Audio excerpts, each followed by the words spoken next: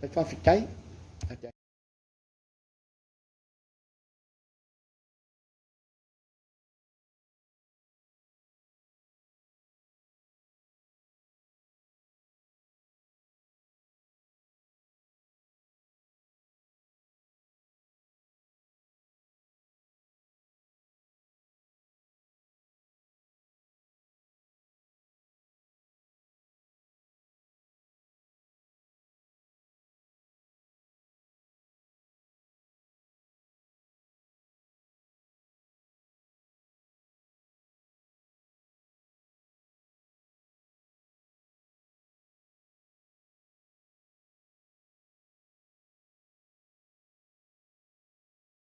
Vile ni ama no te whawhitai alo i atua i ututu. Tu fionga. Ta maitai mali tu stala. Ia le lofa maleanga le tua. Ta tatu whatasi fo lava yaso. Ia le fo tatu tu whiloa. Whawhitai o ana le ilu tu ngalu. Ia ailo ngai mawhai o na tali atu se awala e sila fia ia le tunu. O le tulanga na e leina o whawhitaia. Lau tō ngā luenga. Ono i e o atua i le whaamtalanga i o tātou tangata. I na pule lau tangata pe na te talia, pe le ai, pe i o e fo. At least our people hear two sides of the story. Le ngata ia tiao, ia whapena fo i le whionga i le sawe ma pale mi o tātou malo e whatus. Tito tonu ia le nei me taupu. Ia o lau whawhitai pupu le nai le nei. Ia leo tau sisi le mai. Ia le nei e whai atu lau fusi ua malo of pai pa. Ia o le uma leo le usu ngā whono. A le metisi o lau te usu whono ai. Ia o usau saolo i le sisi taimi o tue alu watu la atale lua. O te le masani o na whaise appointment ai o tuai. O le polkalame la. Leo o sawa mo o lava lava. Ia whawhitai fo o meo lava lava sa wha o ngai whono tanga wha le lotu. Wa o sa avea mo whono fo le mātou.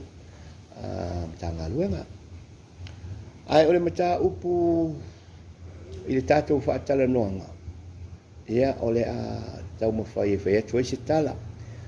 O le a ave le wha mua mua po se tala e aba toi sa o fola sanga.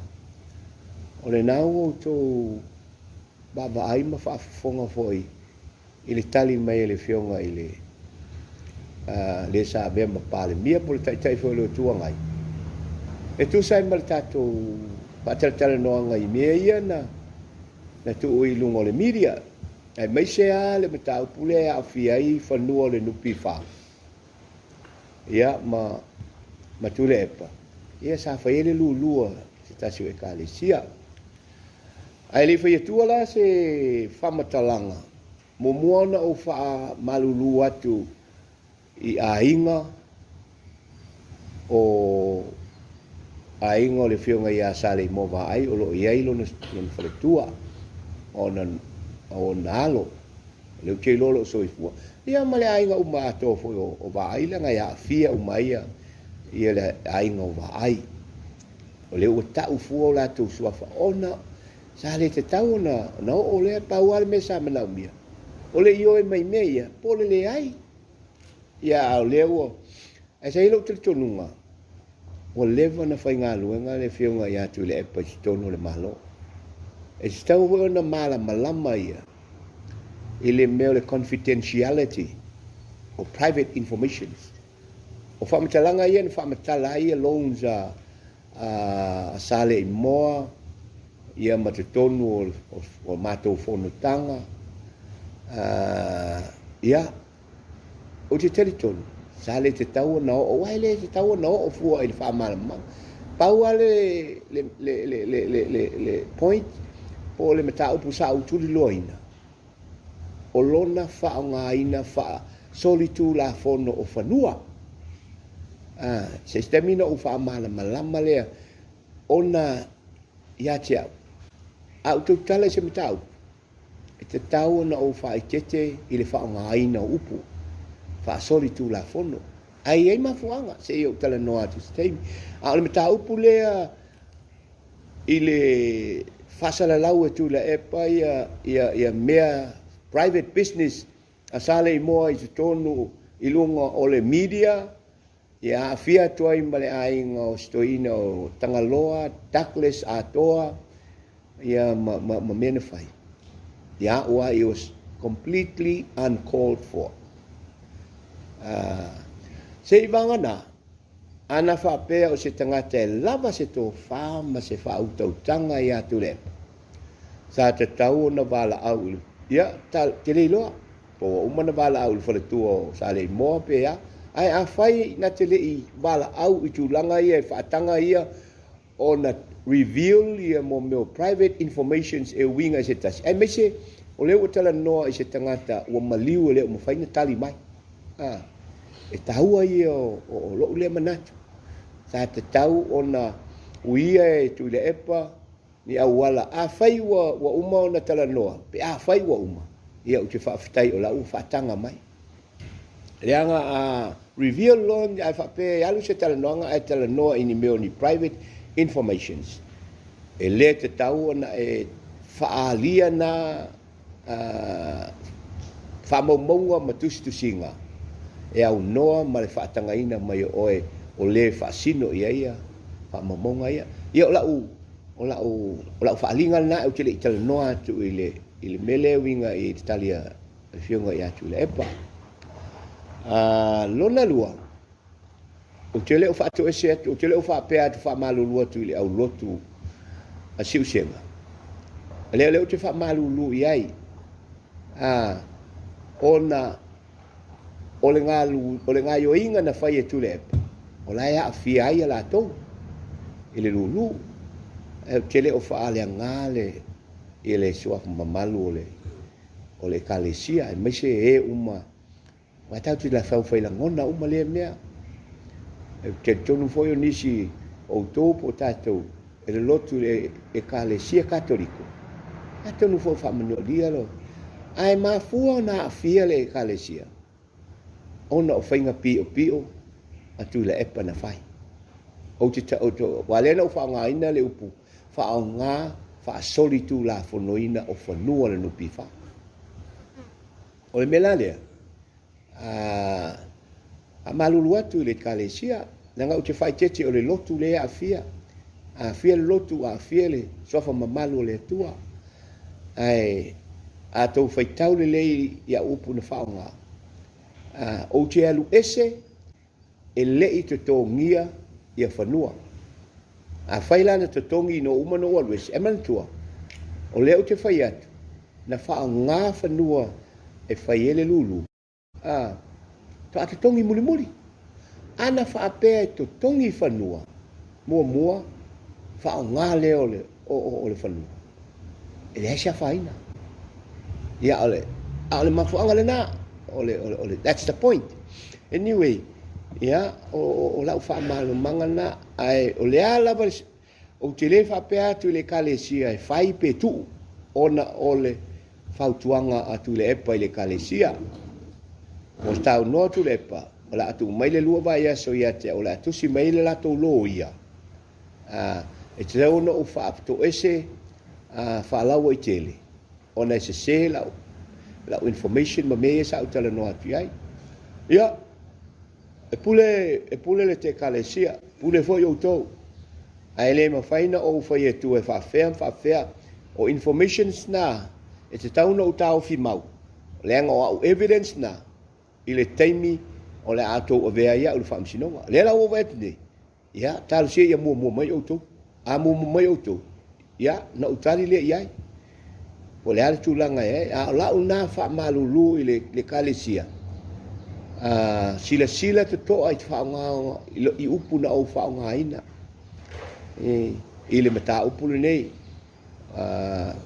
The point is, pau ale mele saili, na totongi mua le tupe, ave ai whanua. Pena whaonga whanua le lulu, ai totongi mulmul. I loo tele tonunga, wa uma na whaile lulu award prizes to atu tongi mulmuli. O loo lea, tali tonunga i tali atua i atu le epa. Yo. Tonu la fa umat pesa fam chalanga. Ona olea will reveal le tu le epa ye mo private information sia. Tali taun fa ye. E te taulana o tali iai. Leanga o ole sa ve mo pule le no pi fa. Sa no tu le epa. Wow. Ngoli longa se me te lo tu tuli mai ya. Tuli mai ya. A tuli se tangata. Ia lo no wingo se tangata leanga. Se tangata le fa maoni. Ya. E foi mafuanga na o lo tuai fale ula e te ena o laito tono fa maunga al fam sinonga awana o malo ai na o malo al fam sinonga na mafai no walu le pauta ale fa le nga ya utulepa wow ile longa se me tuli mai ya le foi la o saunwa e on foi lo sau I saina po faleata na tuli ai foi ya ia mo sila fia na o mano fam tala tua o te matai saina ile moala o to matai foi oi I to amole Panoa o le foi lai fai amato mumu nga fa mulu nga veve ia ma fale ata fa ile uma o le o tati atu lima o le fai nga malo le anga ua fia I mal tau le le wa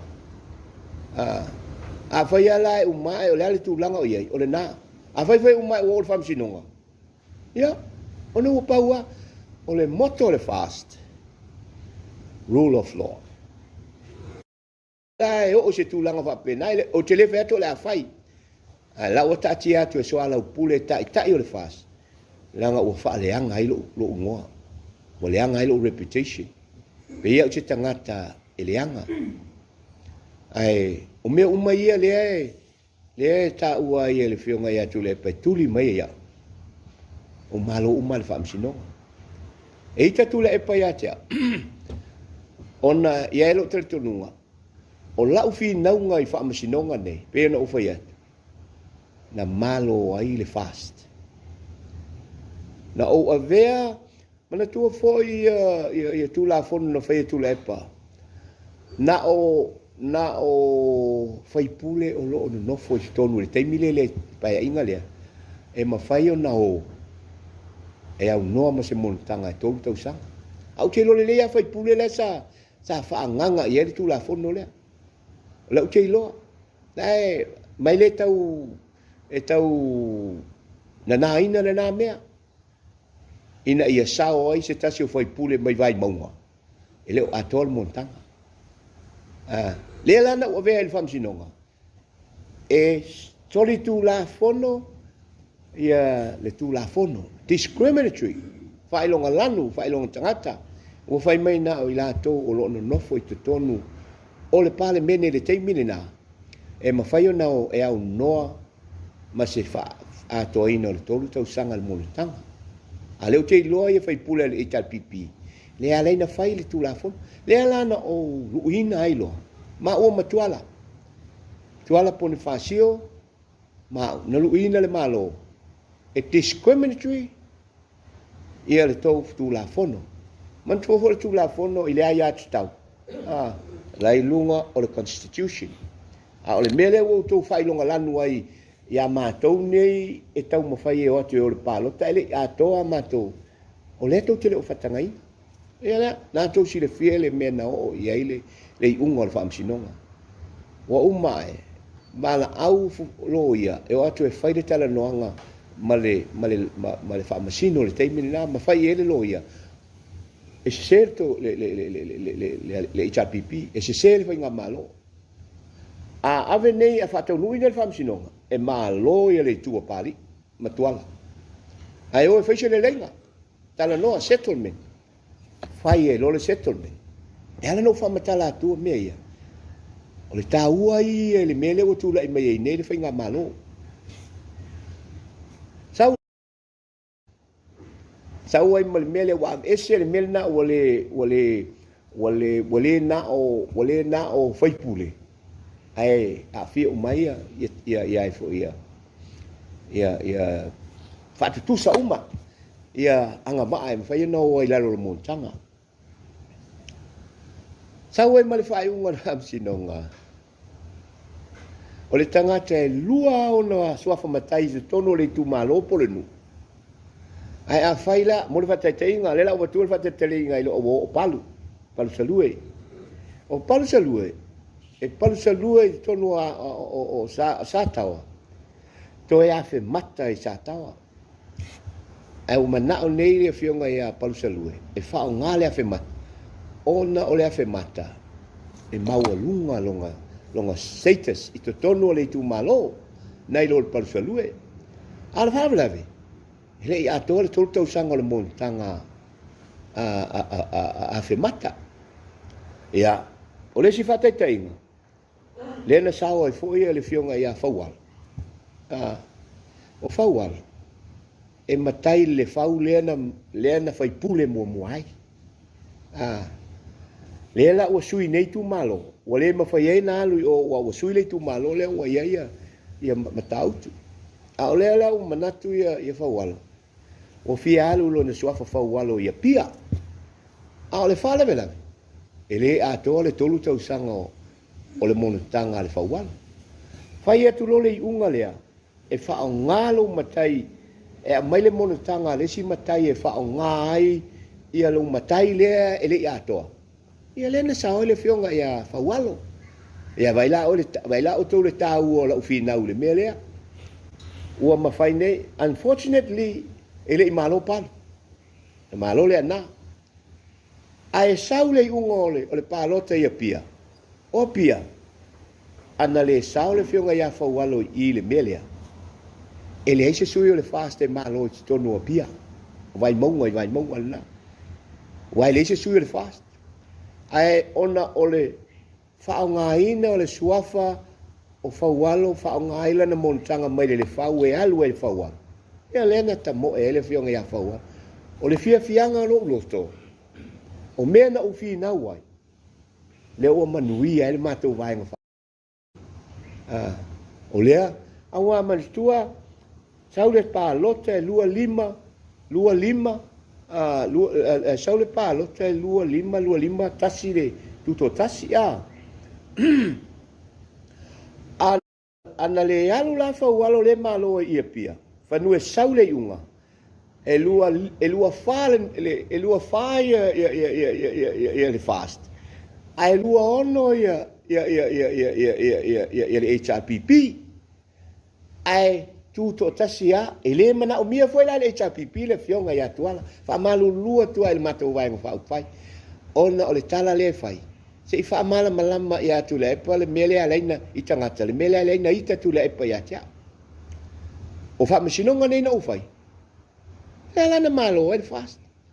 Malo lo whaual. Lua hono lo le fast. Lua wha ia le HRPP. Ai tuto tasia ia tuala. Whai lo mal whai unga atuala. O mai i le fast. Lono winga. Lua fitu lo le fast. Ai tu maua o le lua wha. Ai o te talitonu. Ana le ai whai ungo whamisinonga ia na o whina uai. Alona winga. E ke tei katu le epa. Alona winga e whai epa elections. O lai ke tei kamba lai malo ia le HRPP. O lai la tau te ta ia le malo. Ai mana tua fo i oto. O le malo o lai tu la il te me whai epa elections. Mai e te tonunga. O le malo, o le nai malo. O le tu, o le nai malo. Ai mana tua, e whai e pa election se fitu ia le na maua uma ele. Ele na maua uma le HRPP. Ele el fast. O uman whatau tole le fast. O uman whatau tole fast. O la uan, no nofo le fast. I to tonu, le Iulai fo le whatau tonga le na whai lalo le whale. Ie. Uho o lau whamatalanga i nei mea. Ona o le tua inga lea e itai tu le epa e tea. O le lau tu whamalmama. O le mafu anga tonu ala nai ti ngai le loto tu le epa e tea. Uma whaaleanga iau. Ona o lea. Ua whaia ina ai lana whai ngā malo. I whamasinonga ia na maa whaia matuala. o ne fasio. Pia le atua o lea ua tulai mai le fast. O lea foi ua whapena na whamanuia ina, tō tele foi tanga. Ia e whapena winga o leo langa. Ia i e lango le malo. Ia i fo e te. A o le mafo anga tonu ala e langa tō fesiri po le ale mea leina fai pe tu le epal. Tato toi fo i lola i le mele i le mata upu lea i whanua. Tau nu whaasa o le talo sanga ia tu le epa. E sifuru lima eka.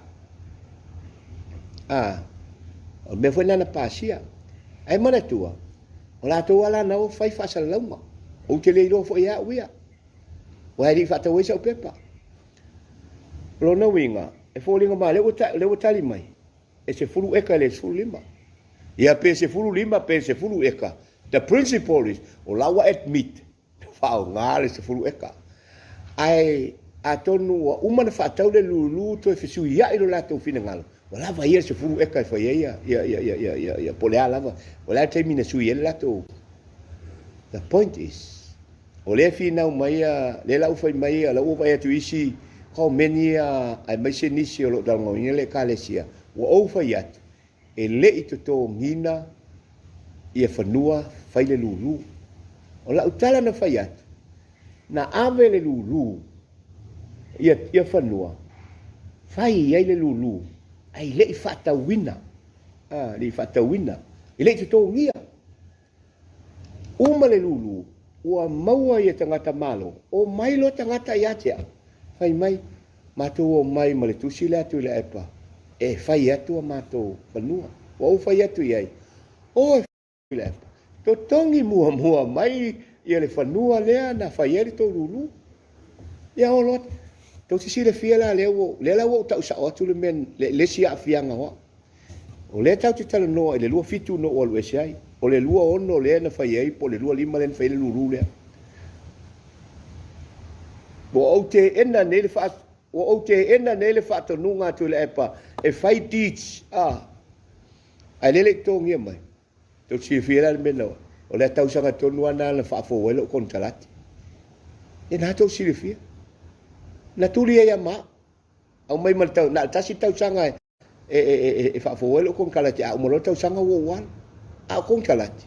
Pau ale o kontalati na umai na le tasi a tau sanga. Na o kontalati a. E no avea fo il famsinonga. E malia la no o la ufi nau il famsinonga. E le tasi te tausanga no Papalii ai. No Papalii tolu tausanga. E te tau o na au mai pere tolu tausanga i atea. Ale whai unga il famsinonga na au mai. No ufai eina. Whai mai il whai unga il famsinonga. All CEOs are appointed at the pleasure of cabinet.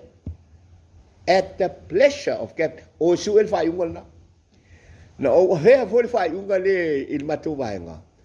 Il mea le tau mwhai le matu, le tau mwhai ei ave ese isi si o ia te.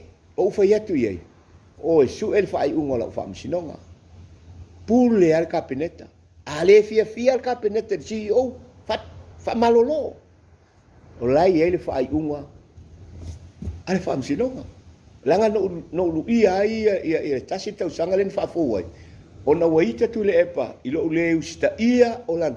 O lau te vai ke le usiko meni tangata. My I am guilty as just as kule epa. I le mea lea. Ia na tau fa fonga mai. O le na tu ia. I paid a price for doing the right thing. O te le talia ina le fainga o ticho fanua.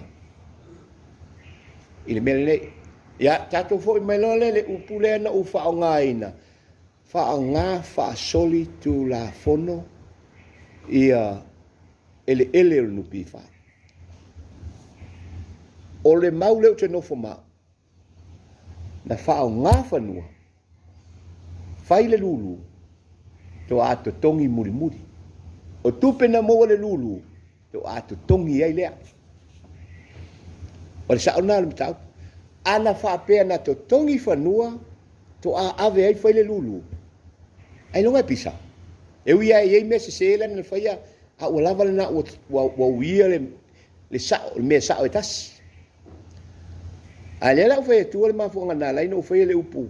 Fa o nga fa sori tu la fono mua. O fanua le na ave se fulu pe suli ma eka. O la ele stala ilalo o le nupi fa. O le ona o le nupi fa. Ai alu tu le epa ma fa nga ele na aulot. O le lulu lea a uma o na avatu le fanua fai prices. E leo fa apela to fa salonga. O fanua nupi fa. O no winga. Wa latu wa ole ngia tu le epa tala no pele ole ngia. Wa ole ngia tu le epa. Ia tangata sa fa tau pe po le lulu. Le hanga foi ele o ilalo o le title o fanua. Ele o ilalo o le ngoa o siusenga po tu le epa. O lai lalo o le nupi fa. O le melana tasire na soli tu la fono tu le epa. Nena leno fa soli tu la fono. Lona lua. Conflict of interest. O ia o le pale mio Samoa. Sa le tau na ia fa nga ina fanua ale nupi fa. E fa ia nga su nga tupe. Conflict. E mana tua fo e tole epa o le pale mia. A fai e sau tule e pa fa tonu mai se CEO fai le mele ele na o tu po ele mele e fefe na CEO io e lo fionga o le la o le wa wala me na ufia na o ave il komit fa fo le la na la ina approve il komit fa fo le fe mai si o passi il polo no foi tu vai sun teni I follow the line of responsibilities o te responsible langa le poa. Na mai lo wa avela ia le poa de fai le poa ti sis. E mana tua. A fai se vo. Ai volta. E to fitu le poa. To valu ia tia. A fina ngalo ala le poa de fai. Ele ma fai ngo out voting al poa. Anyway, o te le o tau ma fai o te lafi i lalo o le silalo le niu pe le upo Samoa e ai foi lo wa fianga o no usa CEO ai le o te foi atu democracy rules the majority rules po le a foi e wa te veno fa tu pe o no au fea pa wale me approval le po o le mela na ya ta mulmuli na o il fa mam ngal tala tu le pa le ama lua tu alanga pa wala lu ta upu te mana e ta tala no ai o sa no tu le pa ile balu tolu na approve ile lo mle se fulu fitu tau sanga le luafe po le luafe malitas ele itongi ale ile tala wa lo la tu deva fitu atau sisila ai o ai na minsta ile taimilea mai le balu tolu e o mai ile luafe malitas luafe malitolu e po luafe malitatu le fai mai o tu le epa se fulu fitu tau sanga la sa ia tu le epa o le mistao tu pe mal pale mia fo la foi sa ia si yo e ai ma se ngalu wenga na fai en natanga ai ana ulela iwa fitu ai resolve le issue po ia o le luafe malitolu luafe malefa le fai mai tu le epa o ia na la tala no tali moa o le sa o le mea na o latu le nupi fa ta sile o ngā luenga sa o tau mawhai me o ai tā lafu le tongi o wala ulo ia sa le moa tali moa sumai le lau whai atua ia o talau nei atu le epa lo na poto i me tau commercial law me whakon kalati ia la ofesa ia te mi sulfit tau sanga o ia ele te tongi ele mana tua auto a mo kesi le fanua ile nupi fa NPF has every right e o ia saul atole le afe luas furu ekol fanua they have the right ile ma fa yona te enai why did it take 17 years or even more to ama fai o tele fa tu fa peno beno faia a ole mafu angale nei na laina ioe ya ia le fionga ia Asiata Samoa o fai a Samoa o le la tango e whaatau whanua pule oe ma le tūlafonu o le mo kesi ato le afe lua sifu po la le tau e whaonga ia recover ma le tūpela e matala noa lea ia o tui ngai me whapea e whaonga i lau negotiation skill e vai lesi tu o vai ati e te lea whanua e le umal whanua la te tongi ei ke reta ua tua lea whai ngai o le longna na iai e te le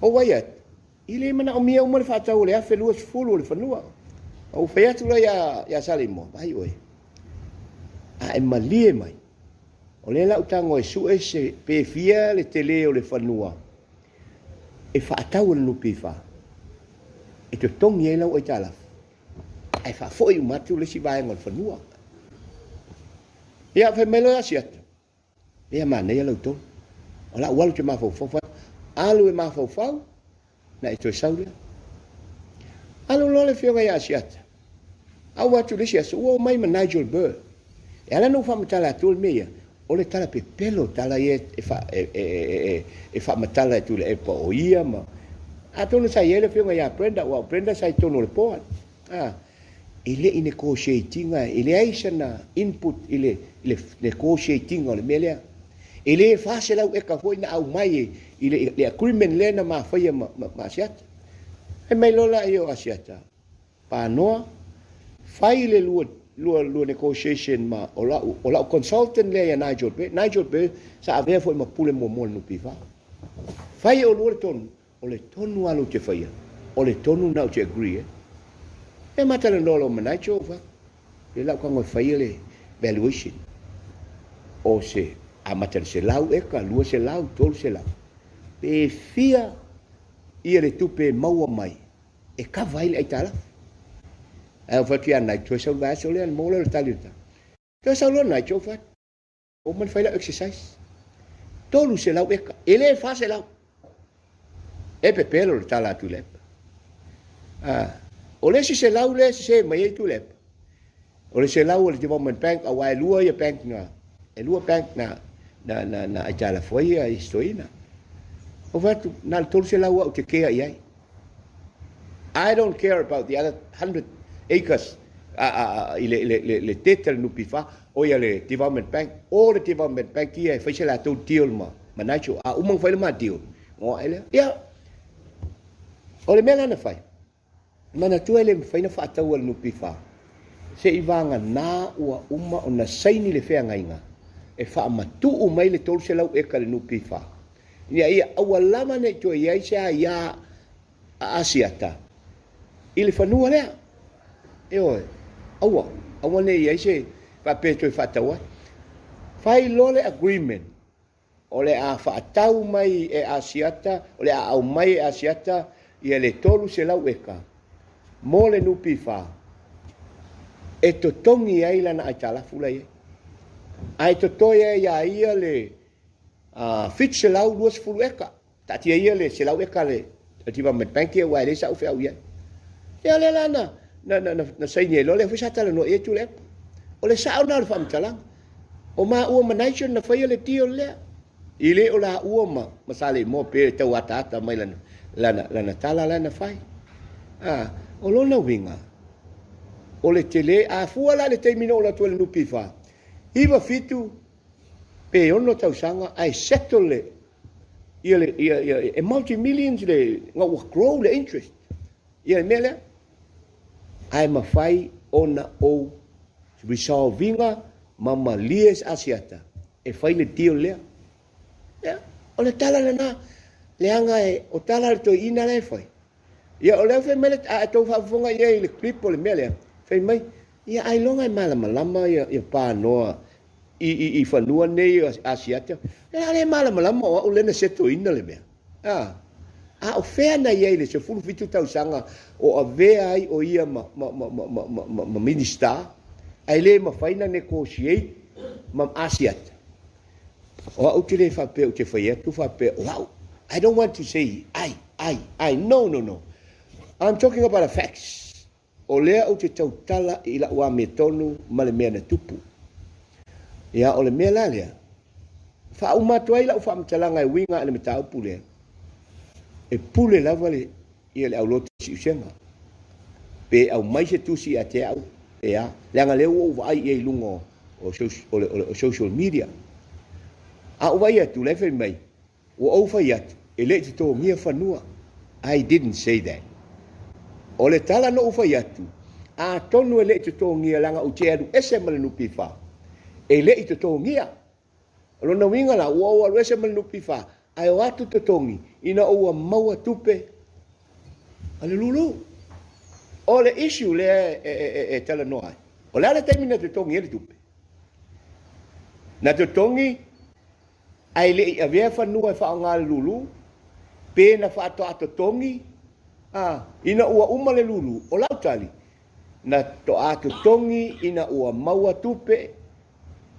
Ale Lulu, to tongi ai lea. Lea lai no fai atu. E le se whea ua ia na te whao ngā I wha sol tu la fono ia mea ia. Sa te tau lau na te tongi momo. Ai whafonga ia le fisiri a sioeli nana fai. Oi o leo mana tua whanua na sa deposit. Sa deposit ai tongi. Ai va ai la le me il to ina mai. O le ai la o te le loa la mena. Ai sa ta tau na sa no mai. I le case la le amato. Alana au lot. Sa ta tongi momo. He never said that. E fenumi ai solo na tala. Me la le. Eu te le mana oi. A fai fa fonga mai le kalesia e pele ya te au to siusenga. Le sia ngango te fale nga ina o to. Ai atu whafofonga I le sau noanga a le tai o le ekalesia katoliko ina ua whaila na launga e winga e atu lepa. O le mere, mana tua whaia le tuto tasi o lua olu tasi. A o vevesi ameni, na tala akipo. Peia o watu, peia a maua sisi. O lo ula te tununga, ua maua sa o atu lepa. Why?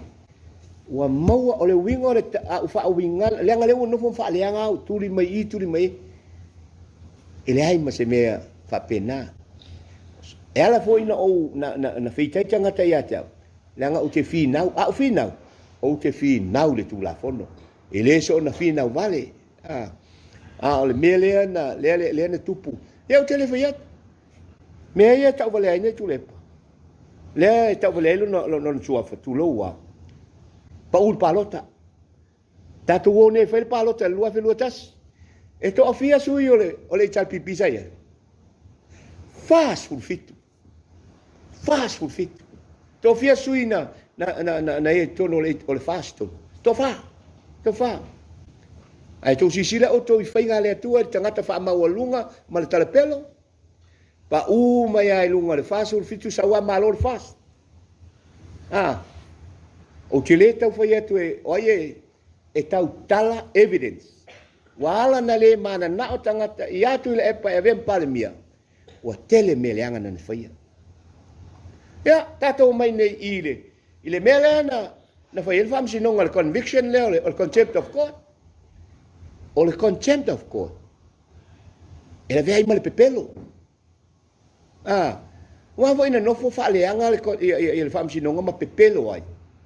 O le ale tali, au mai le tali, wha mau nia le soli tū la fono. Lai ai mawaenga na e ono ana whai sao le whamsin, anga whai sao le iunga. E ono whare pui tu le epa. Lai sao tono le whai. Ai o I lea, o lea ua iai le harmony of government, ia a ua wha mau nia le soli tū la fono. O le whasiri la, e iesa soli tū la fono Papalii Panoa Tavita Moala, ua wha mau nia. Li ai. Ia Samoa. O lau tala na ma le nganga whaalualu. Wa uma se whaamatalanga. Whaamasino oe. O te le whai atu tau te au mai lau whinau. O te le whai atu tau te au le whinau le whionga I atu le epa. Ai whaafofonga I evidences. Ma le mea le na tupu leo o whaamala ma le mata. Whaafetai. A vai fau tau te le talia lau whaamamang. O te talia ma le fia. Le ngai le tu sa uma fina ngalo tanga. A o la uma ta fa yoi. E fa ma malo ngo. E ala ya te uto ile to fesili mai ma u fa matala. Ya, ola na. Manuia ta tu waso ala ini ta ala umi jene tau tala ne to ina ye o matua fo ya fa ya ne mia. Yo. Aftai. No. Yo, watu sa no mai ale ole tato me ole Italia tu le mele le e chili to te fi Syria ya foi o family ne to fi ngalo ya le foi inisi me ya inisi ya la to fa ya charia tu man fa lo la le to esa wa ya le soli na tu la pon ka ngai no nu es tu la soli tu la pon o esa ta ile ke sa ka u ya ni bi fa ko na vai kai o le por un fire pa nu pa ma le ole por pa u ye tu la nga le o le wala tu tu ringa tu ina tu fa nu ya tu la e pa ale sa no tu la ma soli tu la pon pa ma le o la dai ma le por I le va e o le soli na tu la pon haftaya mulfisili ese tauna utalia Apia esa ole port ole tal sanga tulep e fie faunga se 15 eka ole 10 eka po 15 eka fai ela na Lulu e wiala man tua e ala na no uloes e fa soli tu la fon ona o fanua e to tele tangata no pifa au fai saufanga la sa mana na o fanua ni ale wa ave uma le se fulu por su lima eka ia tulep ele fitau olo no wingo la o fa matala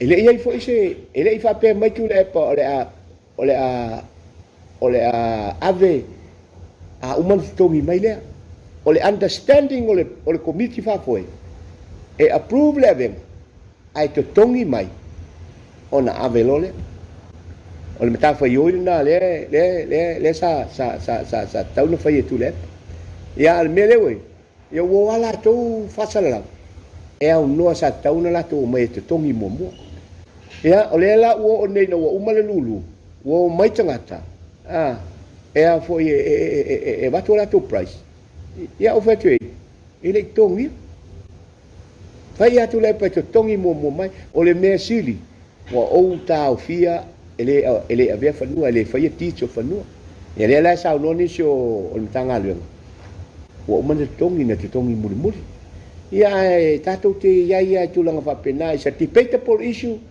po ai ia le approve o ai le authority o ai soli tu la fon ia ai man tu fo le tato te tala noa I le va o le pa le mia ma le po e nato se si le fia o kire tau foi atua o o leo te teletonu na a fia ai le reappointment do nela tato tala tau pulne langa lu fulono na fa sala la wai lo avno ai au mai ngale le fa yu ta sia tau sanga ya foi na ta sia tau sanga fa po ya ia la lo tonu langa sa o te ena le fainga o mo me o titia ile temina o mai ia o la talia tu lea ia so ela no tino mai ta se to sama na fa po ia lo kon kalaki ai te alu ese to sama atual na ile to tumia tu ala va ia fanua ne ka sama ko ai ko ni fo kele lo la ia sorry o uno o ese le langa o pe o le lua o la matang o fai unga le lua ono o le lua ono le na o toitanga te claim la to prices awa no uma ya Januari lua ofitu o te lu ese ala le ya Januari lua ofitu ele sto mia fanua lo no winga la o lu ese e lo terto mbale o fai mai ya tangata o man to lo no ngita to muri tongi mulmuli langa wa ono alwe sere ya Januari lua fe mal fitu al lua fe mal ono le sa tu poi mele al no to ai mo prices o te lo pe a tol tau sanga po le alanga wa wesi te le vai no to i lo a le taimi no o sa vali e sei male ofisa ya te sema ya no ale lua fi mal fitu ele te to mia o te le man tu male ono ina masi te le man tu le ko al fen fai lulu ba tu sanga ya o te fai ngā rue ngai wala na mafuona on fa pu ulau kon kalate ona o wale mafai ona e fa mau wale mafai ona e po e to e te i tangata ia na watu ia o e maiti so e umalale skau sanga mo ngone ko ko ia ku e a se lela tele o sila fiai o le ale umi ia le na tonu na le sa no e awa ona fa fola o le lua fa le ona o mai lo kon kalate le lana le fa po le mita se teme o nga tonu o lua fa le ona na fa fola kon kalate le lai mai na tasi tau sa le na review ai lo kon kala ai fa o mai male tala ai fa uma o telu ese le fa mal fitu te me fa pena nga o Yusufulu lima tau sanga le tatu te tala no ye a tonu fise tai fo se tala ai o tulanga le na o si o tulanga foi nele a pano vai o menea a ekalesia tai peila si sen ia maulo tu e au mai le tusi e ta sanga ina mai le ekalesia ala na lau a fonu i tulanga fa pe mana mia peila na mia ia Panoa mo fai no fai longo le Lulu. Sa yesu lang pa pena na yesu sen. e sina fa taya maina ta sina poncho le te le fai tuai ele ai ma se tio na fai au pena o se talo sanga ale au rotu ia tia na fai ma me ia tu lepa pa wale te mi lo ke lo na o mai le kalesia ai wo tu di mai se sa o te tongi ale te tongi fanua a o se upu i se talo sanga o le talo sanga tu lepa o le talo sanga fo na bili mai tala no ngutu mai ata o wa pere la wa vele le komit fa fo e o mena mai na ele e mai al mena le o che o fo ile le mele o le o fo mai le o fo mai le tala o le atu si mai le lo ia a si usenga ia tia ia o la tu ana fo chalia ia e mana tu fo ele fa sa mo fo e afia fo ma ave le fo ia ole ia le unga tausili ai tinga ina ile tinga a tu la e pa fai a mio pio ai a fa ina ile so fa malu mal pa ia ole au lotu ia si sia talo fai o te lo fai le talesia fa tasina o tangata foi lai tonu le kalesia a siusia e le o nai tangata lai tangata e maua mea ai ana sao no sao tu le epa i o le kalesia tato wo to tongi mo le fanua ona au mai ele le anga o le wingo la tala le o fa le fa sol tu la fo o le fa sala la ale deed of conveyance o lai la ro nupi fa o lo no winga ele o se fanua si sta lotu ia o winga ia to ina kiri lo dalo fai na to siri pa mo le ia o leo was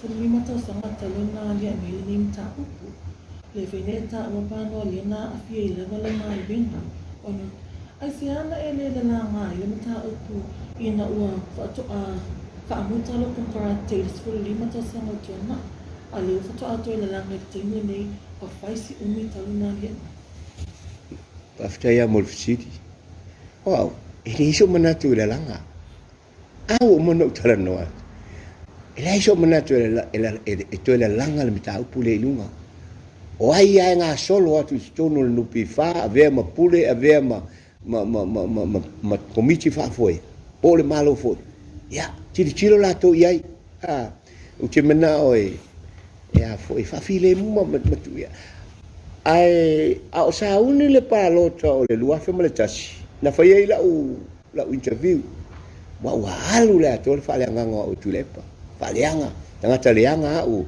le ale o mo fa mtala le me ale ne to ta mai to ina ya cha le la o fai se wo le lava ato fa fonga ye tuli ya fa mo tuli ya we to amua ma masaina tuli mai oi ai na tele mala ma fuanga tuli mai yo fai la usa fai le fai ai ona fai i fe fo i fatto ia le mauta le maleto le mala ma foi tuli epa i fale anga i fainga fale anga nu fale ula fai o se mataia a maleto ile fio tu maleto o i fale ula fai fio tu mat a mi se matai tau Papali'i ma tu le epa me pena e pule te mala no lo ofisini le ma fu anga sa iso mana le iso mana tu fale anga tis a fale anga o sis na pawal me te apa iso e fu nyana me le anga tu tawa ia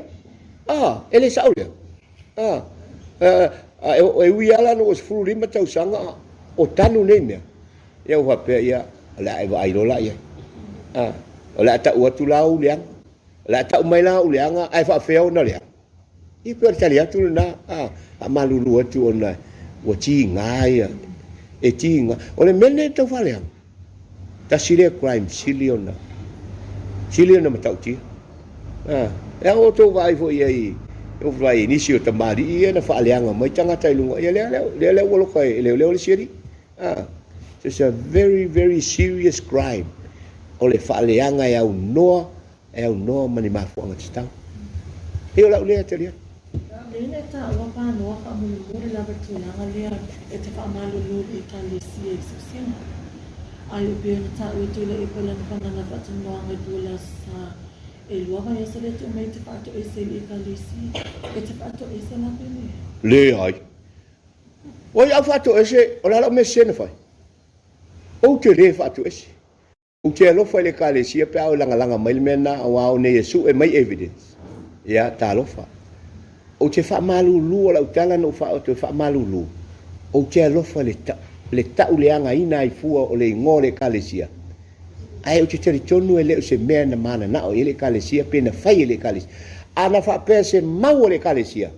E o mai le kalesia ia tia. E lea whaina i fotu lepa. E nata si le fia. La manatu le o au le pale mia o Samoa au fato nua tu loa Panoa e fai le mea fai lo e te tau no fai le fai unga e pui ia le fai unga te fai pasi o le komiti fafo pasi le komiti fafo e la tau te fai le te fai ia ai pe le melna e o te le fa malu le kalesia wa fia le la tu suafa mamalu ai o te leo fai tio le kalesia o le lato fai ngā e lei whao ngā se le kalesia i e whanua o tu le epana na whao ngā se ina o le sao nā le bita upu ai a whaafonga mai siu senga o te leo tu a ina o tō no tō wha sao ngā se wana pauale tō mene whai a lato le epa ia tu senga o le tato whanua lea ia o maila ia tu tono pepa o whai ai longa na fisiri se siu senga pe o te tongi pe lea pa tala tu le se fai al me fai ai sa sta fu ne si sila ia le kalisi ia le wa tu tupu mai pefea ia la pe wa nga i mai acha o le mali e o te fa malulu tu a malulu tu le pa ia me malu ai mai se pa tele ai pa tele le o mawola pa tele mawola la ia mawola awa te ngaule malia ia tia ta ua ia ta te tapolo ia songofua ma ta totoe al metau ia ta tia pe ia tu le epa e tali tu le epa le mene o to te tali mai fa mole awa o te le fa to ese fua ia te uto le sha o sala ia te uto ma le fa la lava ia ona tūlanga le ona peo lewa whaatindo whela fo inga nei lungo o pinga te whai lungo o wana tāsane ngāru. A whapea mai a whaatanga nei o whela sā te o tani muke tole ewa tūlanga whapea nā. O isa whamoe mwes tūlanga koe o le tuato sa ta o tūlanga whoma. Ina ia whaangata i tūlanga whapea. Kaftai, me mamua o lau press conference muli ne e winga le isu le. O te lei loa po le ase se au toi wha mala Ato e tali mai foi o to e sau to e tali. Makes no sense. Ile mawai se tonu. Na o fai atu o te ave tu le pa fa ile fa le ngaina wa. A le o fai mai ia tu le pa. O le atu si mai su se nga ia o a o le fa to esi. Ona ave lo le la o fai atu la o fa tali la. Le nga o alu foi ave me it cost me money. E te le tu pe na mi o telo Ale la o mana. Le la me le o fai mai o la atu si mai ia. Tu si mai la e si se nga. Ma o ave a ulfa e famsino. E no tali lea. O sesi to e fai o se tato press conference. Ia talo fai. Na yo tu fa fine mana yo uso. I don't have any more to say. Boa mama uma o te tono la ato e winga a upu. Wa lava lo to fa fonga. Tu la ia Samoa la to te fa masino ina. O le mea siri nan taua. Tu ia Samoa. Ia leo te fai atu. Ele imoria o se amioleang. Na tu le pale o fa maunia lang sol tu la fono. Ilo na alu tala pelo ma fa leanga fa msinonga. Ya, fua la o topo e sa. Te man tu fa tala la uli len fa mai. Mai la uli. Pai mai tu le pa. Oe yo lan. Reta le tonu se ya jo. Ya. Me lo yo la. Ya, sama. Sila mai ate o lo tu wat, o lo minister, o lo fa nga malo. Ya fua mai la o topo e ma o tal pelo. Tu sale leile mata o pule le vale me o le fo e fa le anga isto ina la udia. Ya foi po o ita tonu ele tunu. E tali tonu se tangata o pa u mai pale mia, pe tali tonu se tangata o la o tu le malo la ia. Tali o to. Ina tulanga foi lewa le pe ia tangia mai ina ua fatonu e tuina e pai whaonga ina o whanua. Ola na CEO. Le vale a famista ma CEO le whaonga ina o le pao le Papali'i. Ai no fo matu ina tu le board. Na so sila pia i le tulanga lia. Awai pe o le tulanga lia o lo tanmia i le tele o nisio o mata o kusata una i do mai lunga. Ile na whainga malo o tona i ono le malo si angalea o le malo si o le minsta po le Papali'i po e tuina tu CEO whatonu nai. Ia ma ua tau mia ai le tūlanga o le manatu CEO e whaia le mea tonu. Ia toi whaangata i malau konkarati. E oe whawhitai mana i o le whesiri. O le whesiri na o le to tere tangata o le whesiri mai, ma whaapea mai. E kiru ti foi o Panoa. Leanga o le sa iai. A whaia o le tō whaiunga ngai kiru tia. E o lo wana manatu. Leanga o le sa o tere alo le ato le niu. Leanga o leo te iai, I am part of the process. Na tau nuu mai a te au sanga ave au o le line of responsibility ave le poa. Ai manatua. E to fitu to o valu le poa i a tia. A u fi naula pe u te fi nau e au le talia.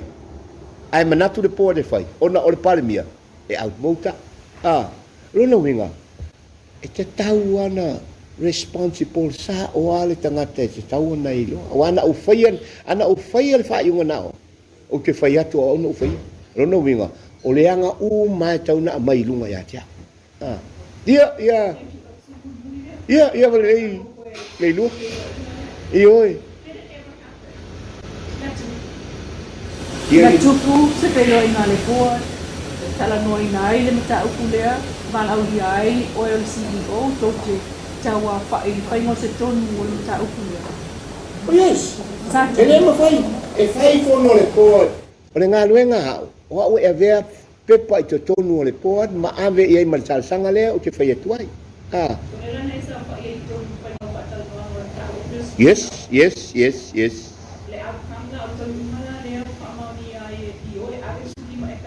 O lea lava. O te le whai atu. Ele whai nau whai atu po ai na whai le tala. O ai na whai atu. Pau ale mea. It's a collective responsibility a le poa na aprovai. Yeah. And the at tupu mai nisi la to me papia. I nisi vai ma pena tupu mo pe o isu le atu sena. Whanua io. I se me pena na tupu mo I talo sanga to nisi pena. O talia le poa ni whaile tūlanga whaasori tūla pono whapea. O pau leo le tūlanga. Pau leo le case. Le ngā whaitete fo I ale poa ma o I mea io mo meo whanua ma. Le ngā lai mana na o ma sui whaisau whanga ina lato whanua. Ai leo o whamitala atua I ele disadvantage o le mele ni whaitu leo. A whai se furu eka, mo le whatai ngā lewe mena se furu eka na lato whaanganga le se furu lima. Ia a whai lai se furu eka. A whapeo lai se furu tangata lai ai talo sanga tumuni eka. To se furu tangata e ona tupe ia. O le moni na tu amano. Ona o lea. Nga ave le wha mua mua. O hai tangata le whai mele talsam. O le pale mia. Ai foi tai me tão tato tilo I le reality of life le tato te olai ai mesele va o matou ia sa CEO ia ma se o so tu lai mai minsta ma foi ma palmia ia le tai me sasi ai ona o manatu o le tangata le mai le fato nunga poltalsa ia ole tai le malo. Yeah. Yeah.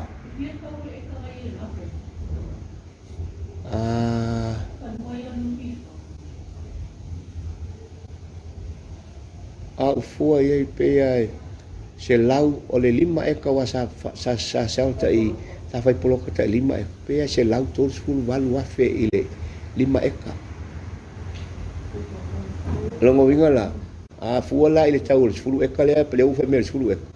E lu se lau tolba. Lu se lau fit skulu no afe. Ai tu ia evaluation no le termine. Ya o se lau afe le eka. O even more. Vai la fai la il termine l'evaluation lei o le vale ono skulu se lau afe I le eka. Vai la lima eka. For example, why alu ai lunga tau se lau afe. That's 500,000. 10 acres. That's 1 million. That's 1 million. E alu ai lunga ia tau. Oi sa te telefono al po dete. Me fai na release nei. Malie o tele ma fai no releasing ani ngo tangata. I have to be careful. Langa e o mena e reveal o mai tono le. Pe a fai alo lu ta upul nei ai o fam sinonga. Ia, mano. Ia. After yatu I to fionga. Ia pe no fai yatu. Pe to tali mal to ina pele ai. Ia o mai il name tau. Wo fa moea tati ai la ia. To felicita sanga pole fam sinonga.